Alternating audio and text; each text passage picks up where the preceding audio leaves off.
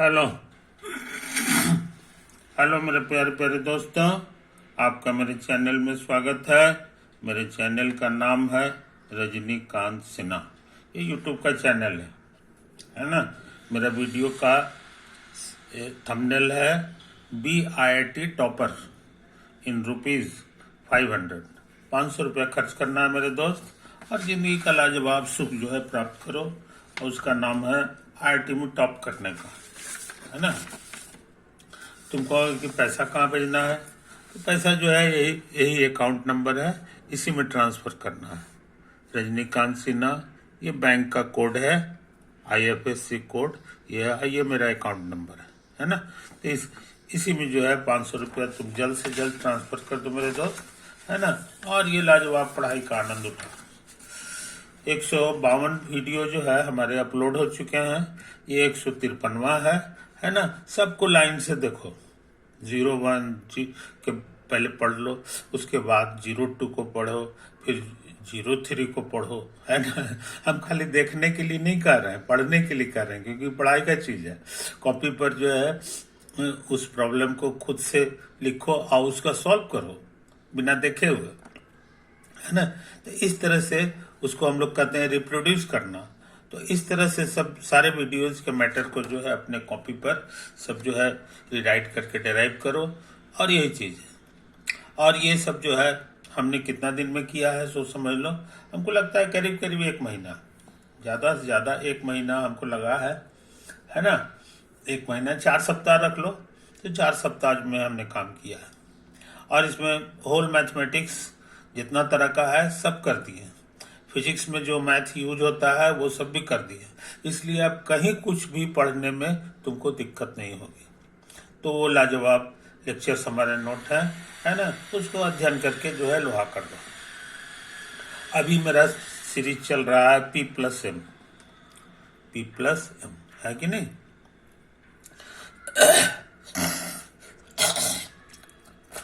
P+M का मतलब हो गया कि P जो शुरू वाला है वही अभी चल रहा है, वो है फिजिक्स। तो फिजिक्स के कुछ सेवर प्रॉब्लम्स जो है हम बनाना चाहते हैं, है कि नहीं। कुछ बनाए हैं, कुछ और बनाएंगे, यही चीज़ है। तो पहले क्वेश्चन हमको लिखना होगा। तो क्वेश्चन क्या है मेरे दोस्त, तो समझ लो। A block of mass 0.2 kg is suspended from the ceiling,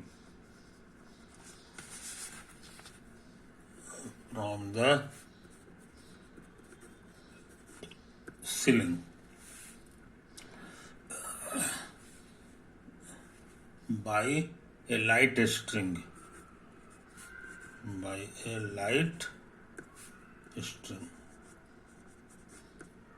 अच्छा। A second block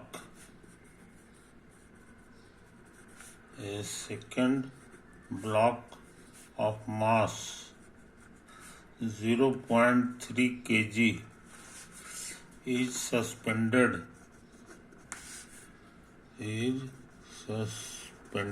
from the first block,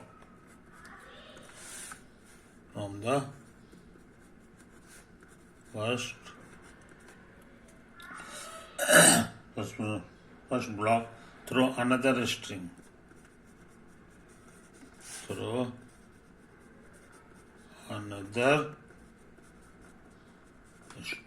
समझे। Point the tensions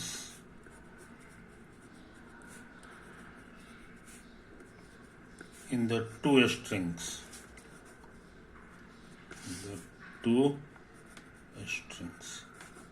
समझे। बगल में लिख दिया है टेक। G जो होता है एक्सेलरेशन ड्यू टू ग्रेविटी,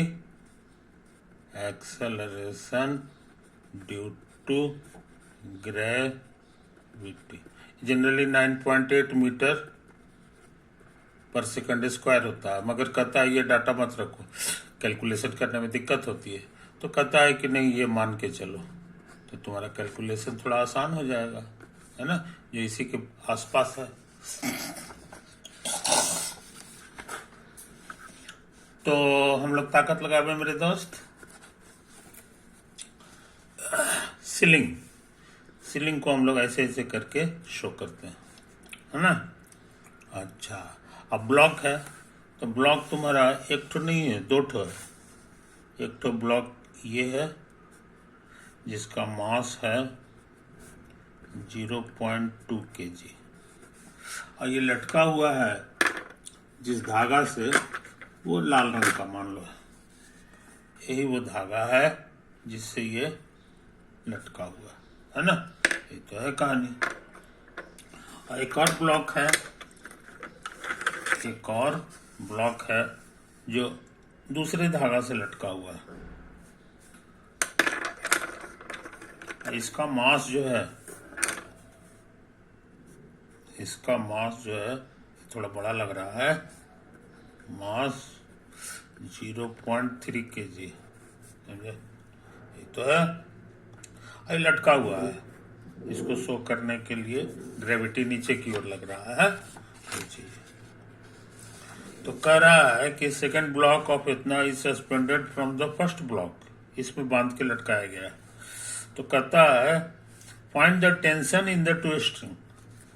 तो स्ट्रिंग में तनाव आ जाता है, तनाव मतलब एक तरह का फोर्स है कि नहीं, वो पता लगाओ। लाल वाले का भी पता लगाओ और हरा वाले का भी पता लगाओ, दोनों स्ट्रिंग का, है ना। तो ये चीज है। अब इसमें जो टेंशन है वही टेंशन इसमें हो, ये कोई जरूरी नहीं है कि नहीं। आई डोंट नो क्या है। तो इसमें जो टेंशन है, टेंशन का नाम दे दो T1, और इसमें जो टेंशन है,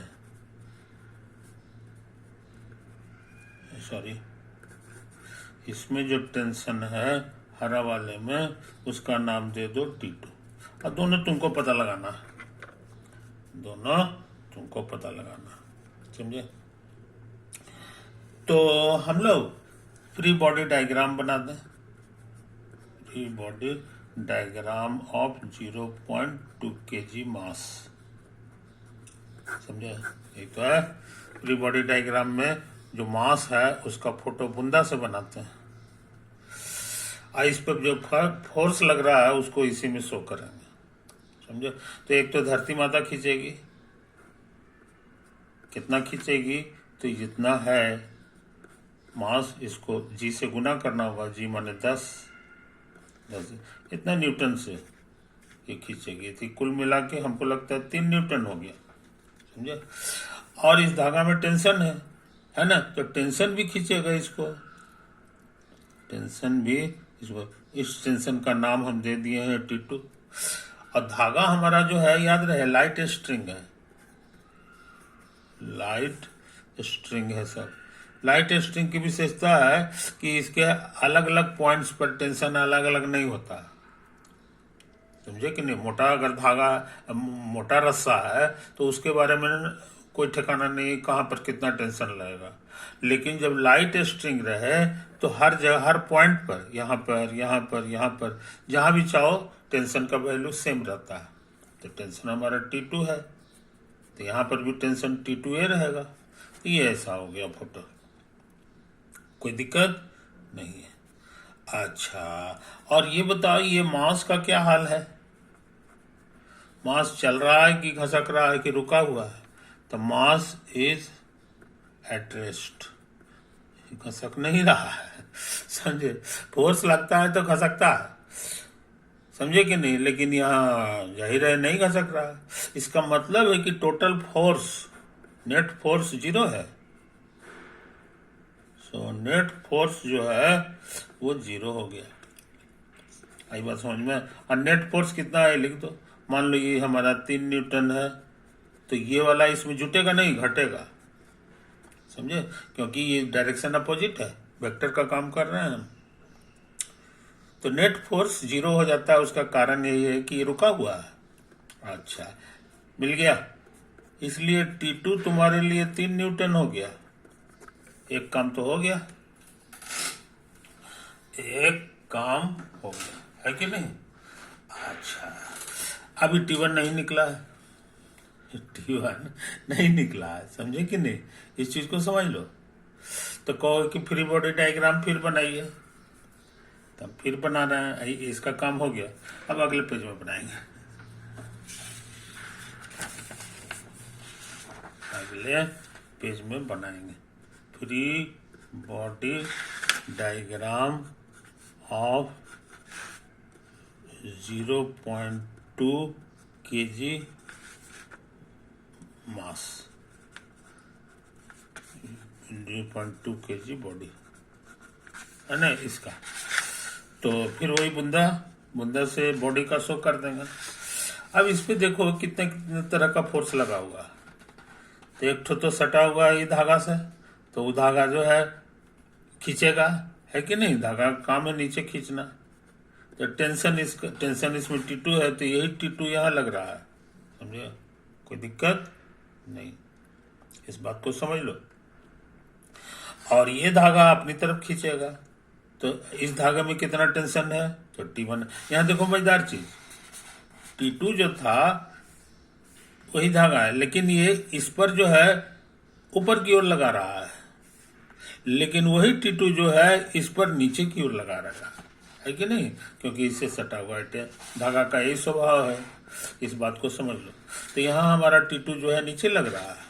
हाँ, T1 किधर लगेगा, तो तुम समझ रहे हो अपनी तरफ खींचता है धागा, तो ये हो गया तुम्हारा T1, समझो। और कोई फोर्स लग रहा है इस पर खूब लग रहा है, ये इसमें मास है, देखो यहाँ, इसलिए धरती माता इसको खींचेगी। तो कहने का मतलब है कि एक फोर्स और लगने जा रहा है, जो हो जाएगा mg, m और g की जगह इतना लिख दो, इतना न्यूटन। तो कहने का मतलब ये 2 न्यूटन हो गया, समझे। ये तो हाल है, यही हाल हम लोग है।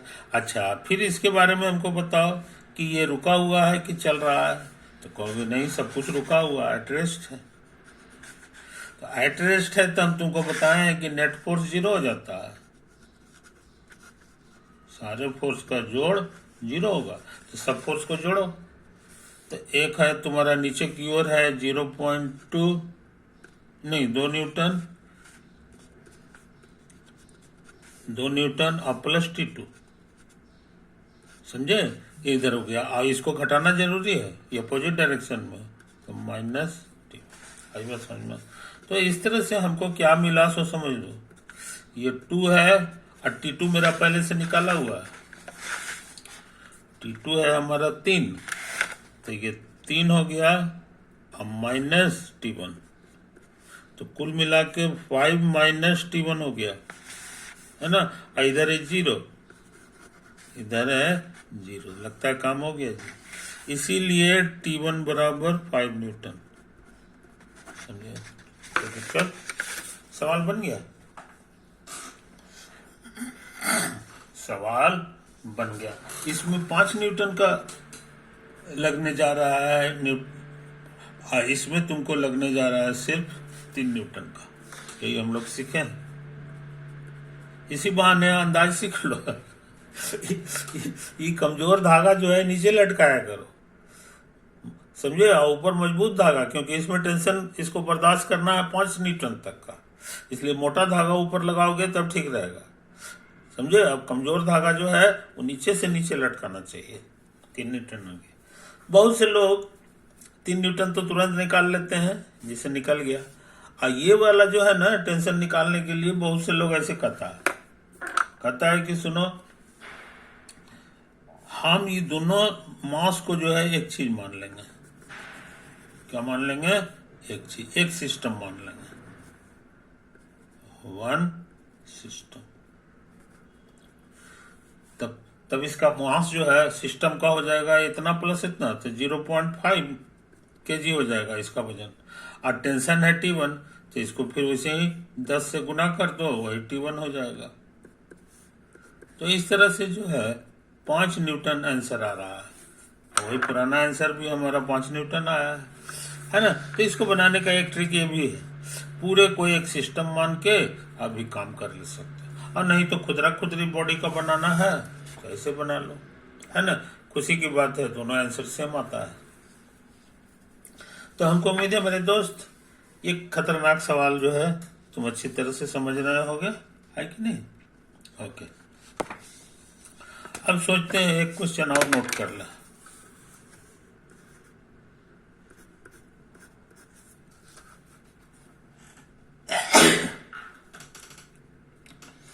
Two blocks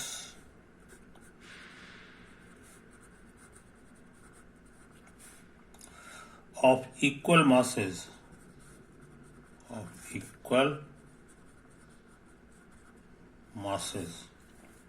M are tied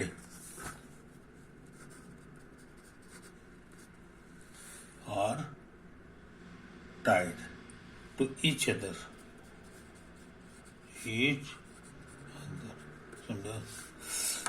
through a light string.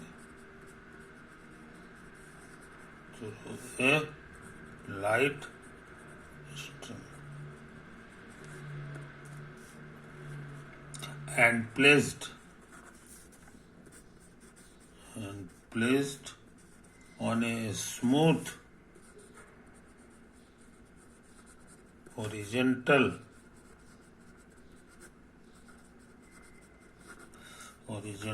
table. One of the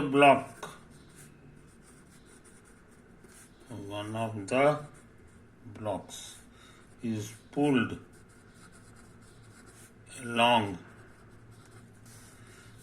the line joining them with a constant force F. Find the tension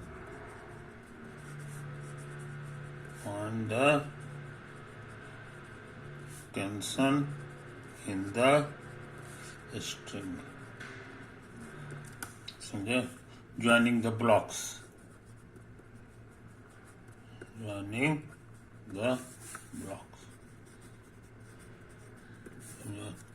एक तो है कहानी मेरी यार। तो एक टेबल है जो हॉरिजॉन्टल टेबल है और स्मूथ है, फ्रिक्शन नहीं लगा हुआ है। ऐसा टेबल बना लें, है ना। आंसर करने जा रहे हैं तो टेबल यही तुम्हारा है, स्मूथ हॉरिजॉन्टल टेबल है ना। Two blocks of equal mass are tied to each other through a light string and placed on the table. अब दो ठो ब्लॉक है। एक ब्लॉक तुम्हारा ये है हरा रंग का, है ना, और एक और ब्लॉक है जो लाल रंग का है,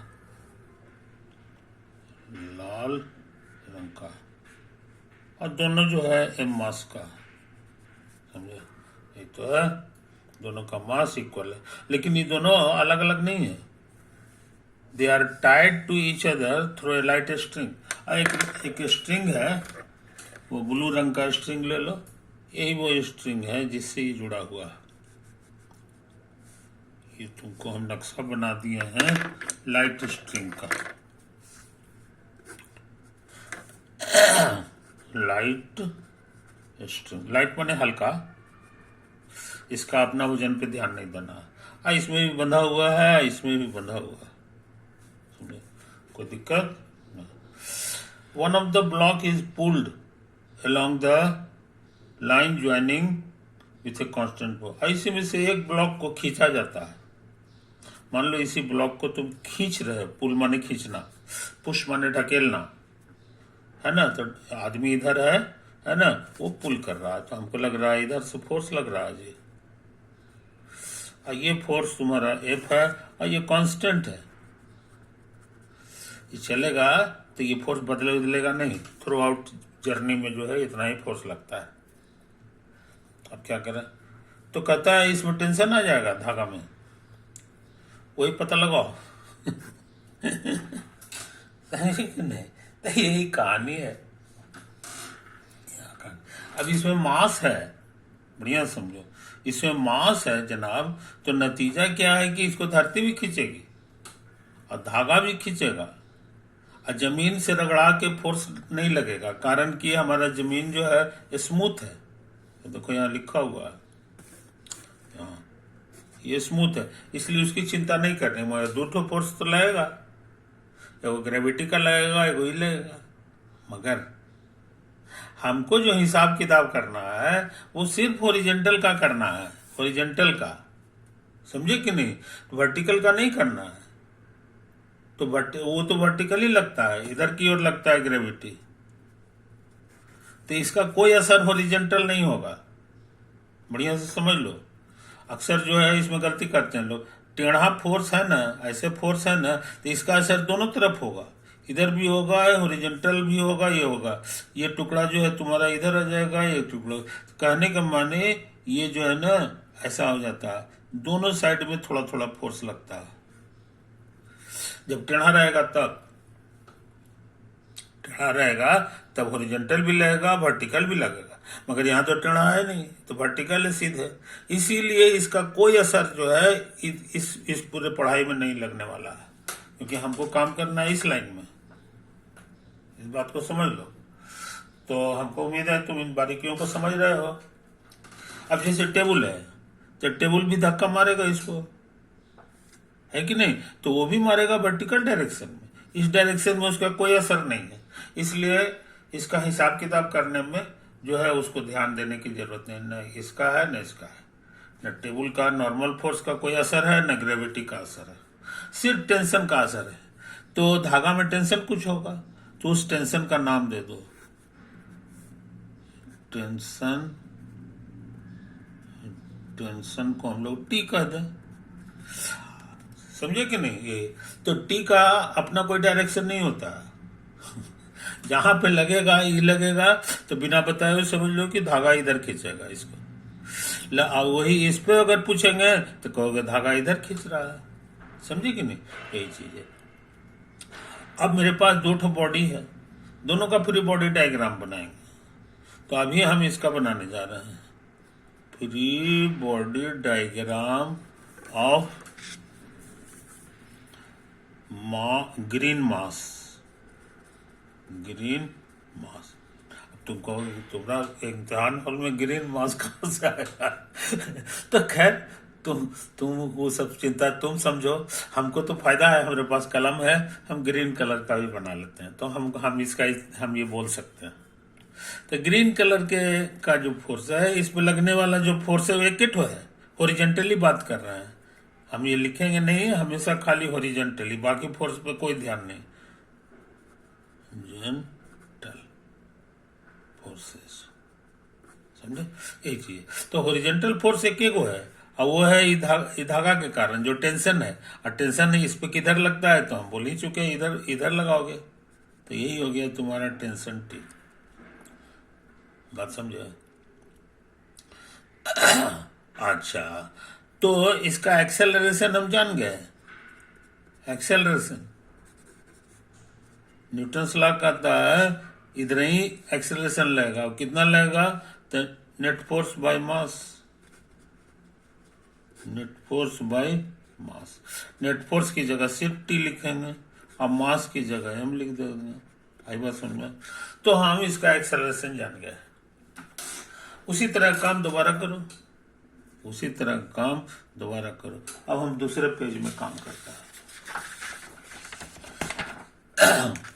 free body diagram of red mass. ये भी हॉरिजॉन्टल खाली काम करेंगे, हॉरिजॉन्टल काम करेंगे। ऐसे ऐसे बुंदा बना दो, है कि नहीं? और इस पे जो फोर्स लग रहा है जनाब, एक तो इधर एफ लग रहा है, दूसरा इस पे टेंशन लगेगा, टेंशन धागा लगाएगा, अब वो इधर लगाएगा लेफ्ट, वो इधर की ओर टेंशन लगाता है, समझे। अच्छा, हम फिर हॉरिजॉन्टल एक्सेल, अब कुछ नहीं लग रहा बस, तो एक्सेलरेशन इस दिशा में करना होगा, तो फिर वो एक पुराना trick, net force by mass. Net force की जगह एफ लिखेंगे प्लस में इधर, लेकिन ये माइनस में लिखाएगा, माइनस टी बाय मास। इसका मास कितना था जी, इसका भी मास सेम है, तो देखो यहाँ लिखा हुआ है, लाल वाले का भी मास इसका, तो ये एम हो गया। आई बात समझ में। तो एक्सेलरेशन दोनों का निकाल लिया। अगर इसका एक्सेलरेशन ज्यादा होगा इसके एक्सेलरेशन से, तो धागा ढीला हो जाएगा, ढीला हो जाएगा तो टेंशन गायब हो जाएगा।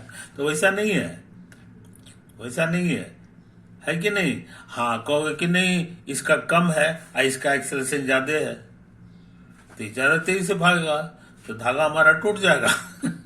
धागा टूटता उठता भी नहीं है, ये इशारा करता है कि दोनों का एक्सेलरेशन सेम है। From question acceleration of m1 and acceleration of green mass और एक्सेलरेशन ऑफ रेड मास, दोनों के दोनों बराबर है, समझे। ये फ्रॉम क्वेश्चन से हम लोग जान गए। और ये कितना है हम निकाल चुके हैं। रेड मास का एक्सेलरेशन नहीं, रेड मास कहाँ था जी, यहाँ, ये हम निकाल चुके हैं, एफ माइनस टी अब बाई एम। अब उसी तरह से ये भी निकाल चुके हैं, टी बाई एम, समझे। ग्रीन का भी निकाल चुके हैं और रेड का भी निकाल चुके हैं, दोनों को ये कर दिए। अब मेरा काम आसान हो गया, एम कटेगा और टी बराबर एफ माइनस टी, तुमको टी निकालना है, उधर भेज के जान गए एफ बाई 2, समझे। इस तरह ये सवाल जो है हम लोग बना चुके हैं, यानी कि जितना ताकत से इसको खींचा जा रहा है उसका आधा ताकत जो है धागा पे लगेगा। इस सोचने में कि धागा पर भी एफ ताकत लगेगा, सो नहीं है, इसी बहाने हम लोग जान गए। तो टेंशन का पढ़ाई बड़ा लाजवाब है, बहुत ही बेहतरीन पढ़ाई है कि नहीं। इससे भरा हुआ है फिजिक्स भरा हुआ है, समझे कि नहीं। तो ये काम हम कर चुके हैं मेरे दोस्त, 2 क्वेश्चन बना लिए, है ना। अब चाहते हैं कि इस वीडियो को यहीं दी एंड करें, है कि नहीं। और सवाल बनाओ, तो शौक से सवाल बनाया करो, है कि नहीं। फिजिक्स में जितना सवाल बनाओगे तुम्हारा टाइमिंग जो है बेटर होता चला जाएगा, टाइमिंग बेटर होता चला जाएगा, है कि नहीं। हम तो बनाए ही हैं, हमारा काम ही है बनाना, हम तो बनाएंगे, बना बना के तुमको दिखाएंगे कि क्या क्या अंदर का झमेला है इसमें, है कि नहीं। तो फिजिक्स बहुत लाजवाब है, बहुत से विद्यार्थी या इंजीनियरिंग का मतलब ही होता है फिजिक्स। कहोगे केमिस्ट्री भी तो इंजीनियरिंग है, वो है, ये बात ये राइट है। लेकिन इंजीनियरिंग का अगर 1 दर्जन ब्रांच लोगे, 1 दर्जन तरह के इंजीनियर जो होते हैं, 1 दर्जन ब्रांच वाले हैं, तो केमिस्ट्री वाला सिर्फ एक ब्रांच है, अब बाकी जो है सब फिजिक्स वाला ब्रांच है। मैकेनिकल हो, इलेक्ट्रिकल हो, सिविल हो, है कि नहीं, सब फिजिक्स का चीज है। इसलिए फिजिक्स का बहुत जोर है। अब केमिस्ट्री का एक ब्रांच है इंजीनियरिंग का, उसका नाम है केमिकल ब्रांच। केमिकल इंजीनियरिंग, है ना। तो उसका बहुत लिमिटेड जो है स्कोप है, बहुत लिमिटेड स्कोप है। खैर, तो हमको उससे मतलब नहीं है, हमारा मतलब यही है। हाँ, आप फिजिक्स में लोहा होना चाहते हो, क्योंकि फिजिक्स का ही बोलबाला है। सबसे ज्यादा तो इलेक्ट्रिकल वाला जो इंजीनियर होता है उसको सबसे हार्ड माना जाता है, मगर सबसे ज्यादा सुनते हैं पैसा उसी में है। इसलिए लोग जो है इलेक्ट्रिकल इंजीनियर बनना चाहता है। इलेक्ट्रिकल है, इलेक्ट्रॉनिक्स है, कंप्यूटर है, ए लॉट ऑफ थिंग्स। इस सब में मैथमेटिक्स पूरा घनाघोर है, सबसे ज्यादा मैथमेटिक्स है। तो मैथमेटिक्स तुम्हारा मजबूत होना नहीं चाहिए, इसीलिए तुमको जो है पूरा 1 महीना तक धुआंधार मैथमेटिक्स हमने कर दिया है, ताकि तुम्हारा मैथमेटिक्स लोहा हो जाए, तुमको फिजिक्स से जरा सा भी डर न लगे। जैसे ये फिजिक्स पढ़ा रहे हैं, है ना, चूंकि बैकग्राउंड तुम्हारा काफी मजबूत है वेक्टर का, तो तो ये सब सवाल बनाने में तुमको जो है बड़ा मजा आएगा, बहुत आसान लगेगा। इसी बहाने कंसेप्ट तुम्हारा मजबूत होगा। ओके मेरे दोस्त, तो बातचीत तो होती रहेगी। बाय।